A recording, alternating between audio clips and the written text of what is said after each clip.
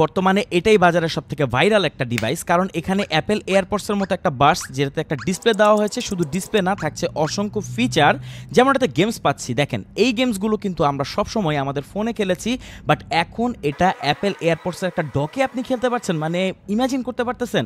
এখানে আরেকটা অপশন আছে, সেটা হচ্ছে মিউজিক কন্ট্রোল। মিউজিক কন্ট্রোল করার জন্য এখন কোনো ধরনের ফোনকে বের করতে হবে না, জাস্ট এটাতে ট্যাপ করেই আপনি প্লে পজ করতে পারবেন, ইভেন আপনি সং চেঞ্জ করতে পারবেন। দেখেন আমি ইউটিউবের ভিডিও কিন্তু চেঞ্জ করছি একটার পর একটা, আর এটা খুব ফাস্ট হচ্ছে।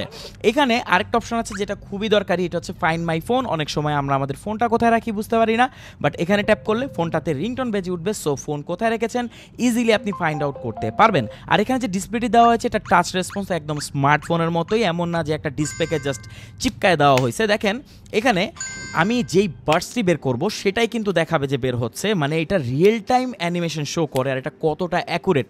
এখানে আবার টাইপ সি পোর্ট দেওয়া হয়েছে একদম লেটেস্ট অ্যাপেল এয়ারপডসকে ফলো করার জন্য, এটাতে আবার স্পিকারও আছে। মানে ভাই কি বলবো, সমস্যা একটাই, স্টক খুবই কম, এটাই একটা প্রবলেম।